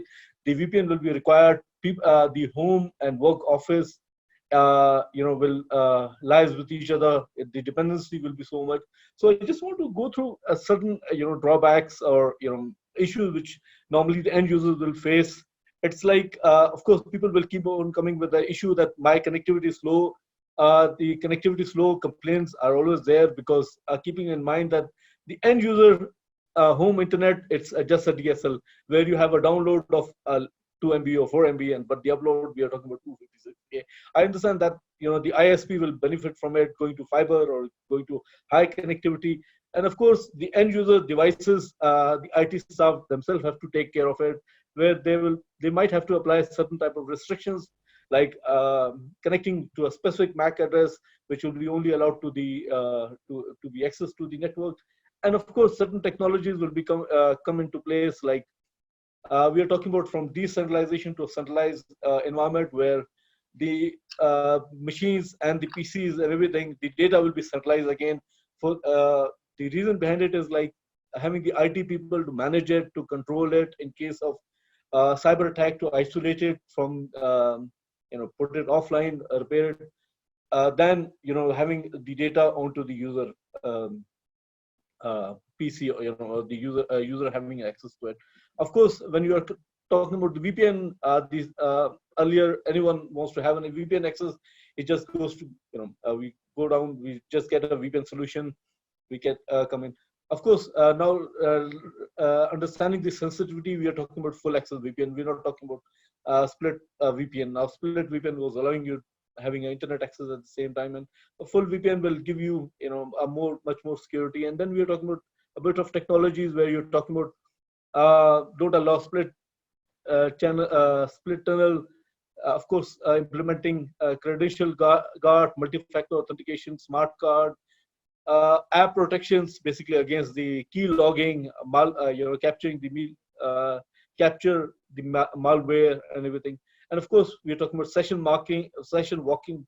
I repeat, session watermarking and session recording. Now, whatever you're doing it, the end user, whatever he does it, or the sensitive people, whatever activity they're doing it, of course, it'll be, we need to capture it. While capturing, we're talking about the resource-intensive hardware. We're talking about more storage. So that's a few areas. I just want to quickly say it. I think I'm done with it, because I just, mashallah, everything was done. The panelists before me, I just went through what I felt was like just missing links. So that's it from my side. Thank you very much, everyone. I think I just did it quite fast. Thank you very much, Suhail Akhtar Saab. Our next panelist is Professor Daniel. Thank you for inviting me tonight. It's quite a pleasure to be here. Really interesting hearing all the different speakers. Myself, I'm Dr. Daniel Lund. I'm the Dean of the Faculty of Business Administration at ICRA University. And it's an interesting opportunity for me here to introduce the academic side of what's happening with this virus. So in the past couple of months, this period of time, we've of course been forced to introduce a change. And of course, change either comes by choice or by crisis. And in this situation, it's by crisis. And thankfully, with ICRA, we're well positioned to offer these online courses. But just for those that don't know, just to give a background, in Pakistan, there are over 400 higher education institutions. There are over 100 business schools. And so with ICRA, we're one of the largest business schools. I think we're the largest private business school. And so that means we have over 10,000 business students. We have hundreds of faculty members. And over a semester's period, there are hundreds and hundreds of classes that need to be taught. And this is, you multiply that by all of these 400 universities or so that we have in the country. There's a huge, just the infrastructure need of IT. So when we come to the security aspect, one of the interesting things that I've heard a lot about recently is, what do they call it, Zoom bombing, people that are just coming on board when they're not invited. I don't think we've had anybody here tonight that wasn't invited, but part of the issue with us, with a business school and schools in general, students, I don't think we're going to have any students or any individuals that come in and try to maliciously or try to steal anything, but there are those people that are just mischievous. And if we've got hundreds of classes going online, chances are, I don't know for sure, but I'm guessing chances are there will be those mischievous young people, mostly young people, I'm assuming, that will want to come on and introduce something that they think is funny or just disrupt a class for some reason. And I'm guessing that we will have a very small number that will actually try to come onto a class and learn something. I'm assuming there will be those that, if they do come on as voyeurs or as vandals, it's a mischievous aspect. And so for us, we've been training and teaching our faculty how to deal with online teaching, which we've managed to do. And now the Higher Education Commission of Pakistan is highly encouraging all of the universities to go online to whatever extent that they can. And so we were one of the front runners in that. Our leadership was already looking at online possibilities before this came in. So we were lucky enough to be already thinking in this direction when it happened. And so it wasn't a huge leap, but it was definitely an effort that we had to go through to get everybody on board. And at the moment, it's kind of it's going well. But again, for hundreds of universities in the country, that will be an issue on how to get up and running with that. Our solutions for, if I look at that, the nuisance of those that are going to come in and cause trouble, possibly, is training to teachers. Training the teachers not just how to teach online, but how to identify those that should not be there. Because of course, in the regular classroom situation, it sometimes happens where a student comes in that should not be there, but that's relatively rare. So hopefully it's also relatively rare for them to come on to the online classes. Training for the IT support. The IT, of course, they're a critical aspect of universities. And at ICRA, they're doing a great job helping us and facilitating all of this online teaching. But again, they also have to be trained in how to identify and track and deal with those that should not be joining the groups, and finding the best ways to either encrypt or find security process and instructions for students. is my last point here, is one of the things we can do is instruct students on how to identify classmates that are not actually their classmates, or people that are causing trouble online for them. So students, the IT support, and the faculty themselves are for our key characters in our security, just to deal with those that are a nuisance rather than malicious disruptors. So that's what I have to say. And Okay. again, thank you. Thank you very much, Professor Daniel. It was very informative. Our next panelist is Mr. Khalid Tahmoor. Can you hear us? Okay, thank you very much. First of all, this was an extremely informative session, and I would like to first of all thank you, Mr. Amar Jafri, for holding this. And it was I was listening to all the speakers since last 2 hours, and I would say that an extremely informative session. My name is Khalid Tahmoor, and I am the Executive Director for Center for Global and Strategic Studies. It's a think tank, and because of the shortage of time, I would just go through a few of the challenges which practically being by running a think tank, which I've faced in last couple of weeks, and which we are trying to overcome.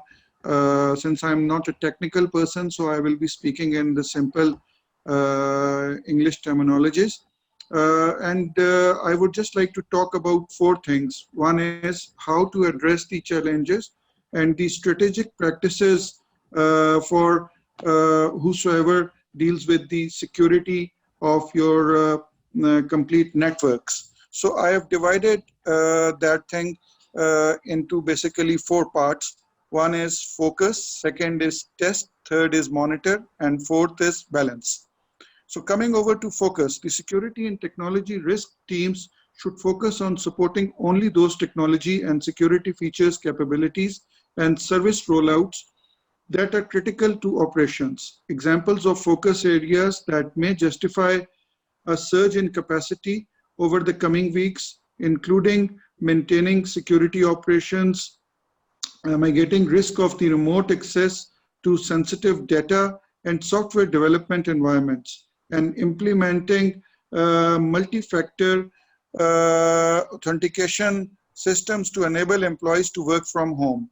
Organizations should also tell their employees about their safe remote working protocols and the procedures for threat identification and escalations. Employees in frontline will play a especially important role in keeping the organization safe on the premises, on the premise security measures being less relevant. Second factor is the test. If your organization has security or technology risk plans or any kind of such plans for the incident response, business continuity, disaster recovery, talent succession, and vendor succession, then the test, and then we would recommend them to test them right now. If your organization does not have adequate plans in place, then create them and test them. Like my organization, we are a think tank. We did not initially focused on cybersecurity, but in last couple of weeks, we had to take the advice of the experts and make all those protocols and plans and test them. You must determine whether your organization risk response approach is effective and efficient. Eliminating risk events is impossible, but you can reduce the risk associated with the poor response. The third is monitor. Consider mustering all available resources to help monitoring, which enable risk response and recovery to begin. Areas for stepped up monitoring can include remote monitoring of collaboration tools, monitoring networks for new and novel strains of malware, and monitoring employees and endpoints to catch data-related incidents before they result in operational risk. The fourth and the last is the balance. Cybersecurity teams are likely to receive a flood of urgent requests for cybersecurity policy exceptions that will allow teams elsewhere in the organization to get work done. For example, to approve the installation of new apps and allow the use of USB drives, then the cybersecurity officer might be inclined to deny such request for the sake of preventing undue risk. They must also bear in mind that importance of maintaining business continuity during a fluid and challenging time for their colleagues to support the continued operations. The cybersecurity officers in your organizations, they may need to tolerate slightly higher risk in the short term by granting waivers and temporarily relaxing some controls. An accommodating approach Thank you, will sir. encourage colleagues. Okay. Thank you Is so it shortage of time? Yes. Yeah. there is a Only time and shortage. Okay, Khalid, no thank you problem. very much. Khalid, you are very kind. Okay. Last Okay, Amar speaker. Saab, no problem, no problem. Thank you. So please, last speaker, I think. Hello, Assalamu alaikum. I'm from core pandemic in US, and I like to thank everyone for this great opportunity, sharing the awareness with expert opinions.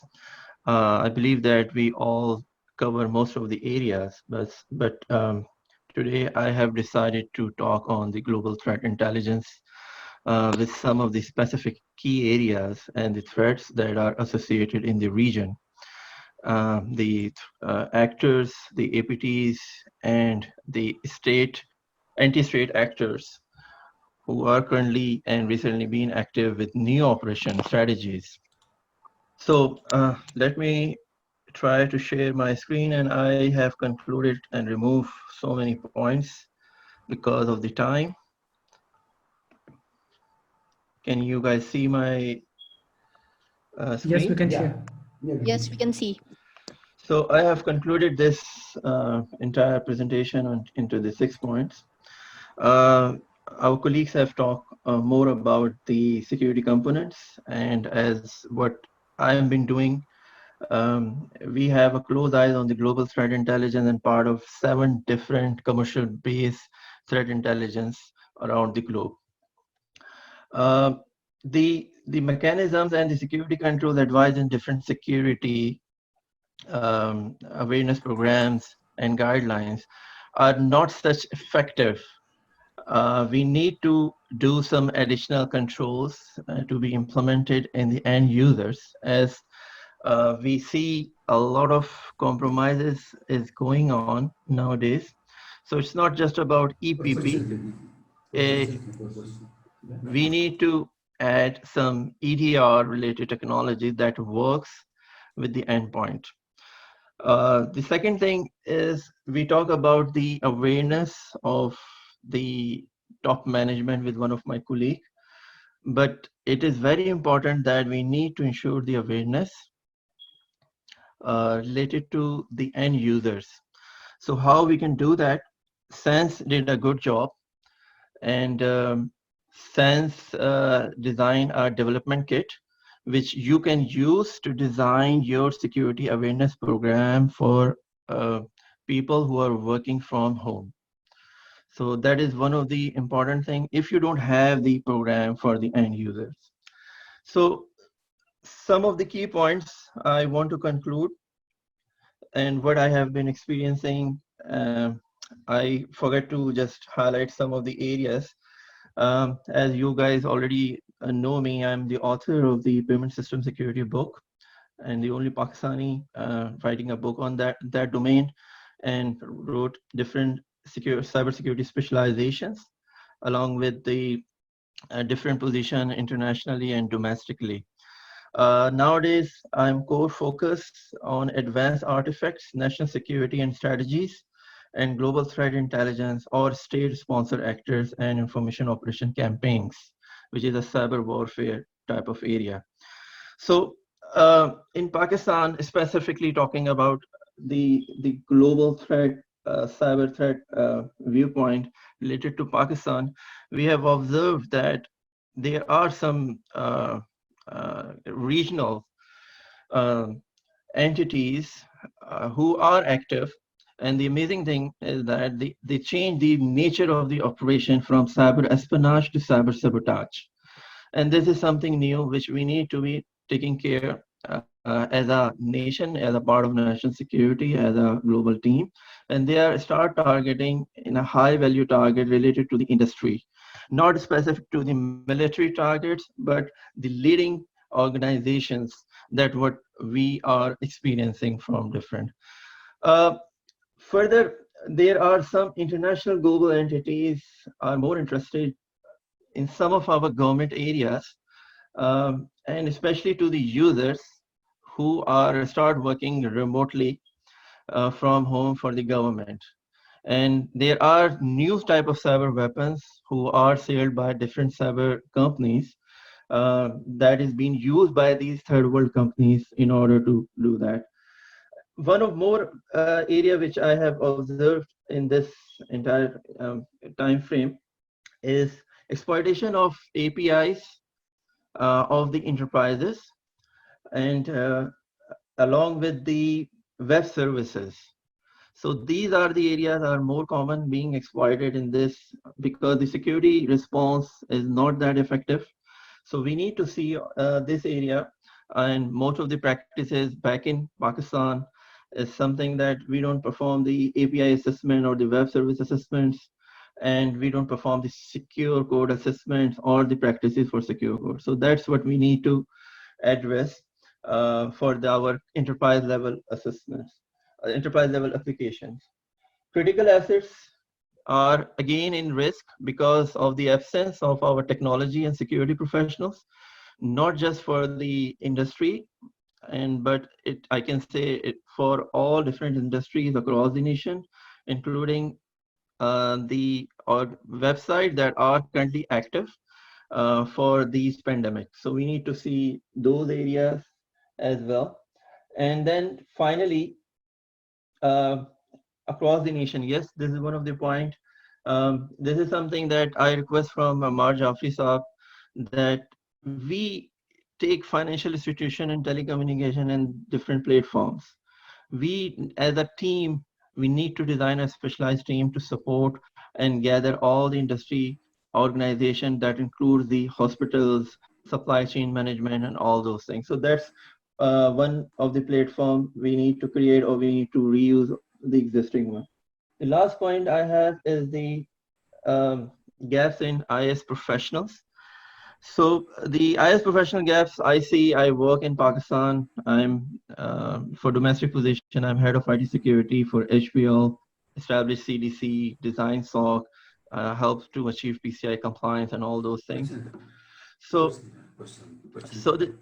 the thing is that we have to address for our IT information security professionals is that we need to take them to the specialized security trainings. So these are some of the points I have concluded so far. I have great detail on that, but because of the time, some of the initiatives that I took with my international colleagues, we have established the International Cybersecurity Global Alliance, where we are collaborating and supporting for those organizations who are in problem.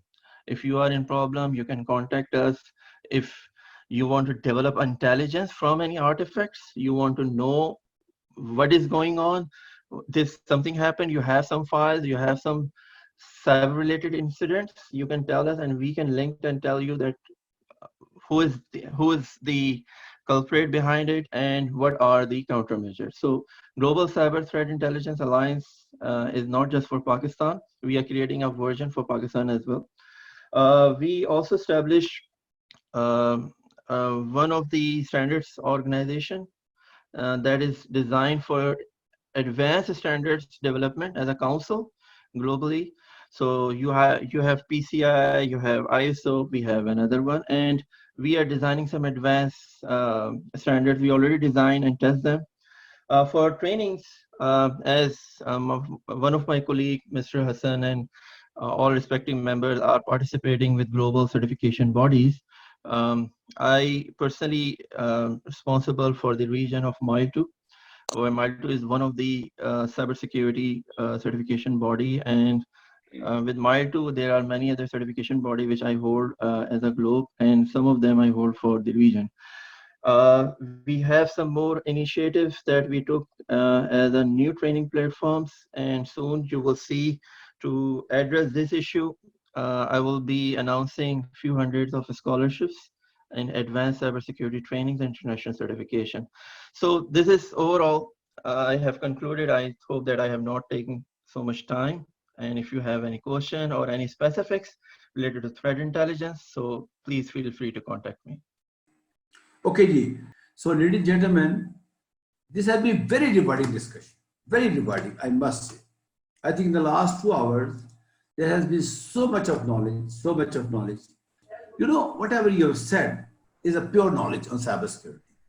I am in this profession for the last 20 years. I think almost all of you know me personally. Some people have served under me, some have worked with me, some have been my colleagues, some have been my international, like ISACA people. So you have me, yes, that's why I'm not speaking, because I'm enjoying listening to all of you. But the trade-off is that how we respond to this situation in Pakistan right now. Let me tell you, all of you very frankly, neither government, neither universities, neither telecom operators, neither PTA, no one organization can save this situation. The only and only answer is what we are doing right now. Everybody on one page. Everybody on one page. This collective wisdom is not going to fail in any way. Let me tell you, based on our experience, this is collective wisdom. But now, the million-dollar question is, how do we respond? How much organized we are? I don't know how much weeks or months we are in the homes now. So I think this is the best time we should plan about it. So in next 2 minutes, I'm going to finish. Please listen to me very carefully. We do not have a national cert. We do not have a cybersecurity policy in Pakistan. We do not have a cybersecurity strategy in Pakistan. We have to address common criteria. You know, something we are missing right now is common criteria. All of you know about it. I won't go into detail. Cyber deals. PISA is doing cyber deal for the last 15 years. We are the partners of all international cyber deals for the last 15 years. And now we have to make it very focused. You know, when Mr. Asin Usman was talking about attacks on our industrial units, I am shouting on the top of the roof for the last 3 years about industrial revolution in Pakistan and very simultaneously cyber security of our industries in Pakistan. Cyber threat intelligence, global threat, cyber threat intelligence is a big challenge. You know, we have to make a work from home policy now. Business continuity planning, maybe we have to revise all of our strategies. The entire business continuity planning, which we have been teaching and telling to people in the last 15 years is gone now. So we'll have to do it. We can take a first mover advantage. I think the smartest people in this group right now, I've been seeing there have been 100 people in different phases in this discussion. In the end, again, Cybersecurity Pakistan, my passion. I'll be looking for 8 type of partner into Cybersecurity Pakistan right now. I'll call it the partners of Cybersecurity Pakistan. Partners of Cybersecurity Pakistan. 3 partners have already joined: ISACA, CSAP, and PISA. I would request all of you to join as partners of Cybersecurity Pakistan. This partnership, let me assure you, all of you know me very well. This partnership very balanced. These partners with the government of Pakistan, let me tell you, the universities of Pakistan, corporate companies, all financial institutions, and vendors. This is very important. We'll take into account the cyber warriors and all these people also, but maybe there's different. The 4 partners with the government of Pakistan, universities, corporates, chambers, everybody, and the vendors who are dealing with the cybersecurity stuff. I thank you all for giving us a very patient listening, and you have been a wonderful speaker. Let me thank in the end 3 people. The panelists, they have been wonderful panelists. Let me tell you, everybody spoke on the dot. Everybody, I really enjoyed. I think not me, everybody enjoyed it, this focused discussion. Second, the panel, the moderators. Sarich, you did well. Sufyan, you did very well. So both of you did very well. I'm very happy. You know, my job is to train new people. And I think Sarich, you and Sufyan has proved today that you are worthy of organizing these all. Maybe next time you have got a lot of foreigners with you, and so. And definitely the participant has been wonderful participants. I am very sorry that we couldn't give them time to respond to the questions. I don't know. I don't know how it's going to happen.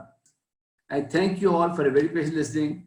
Please stay safe, stay at home, take care of your families, and looking forward to see you again on 12th of April, same time. Thank you very much.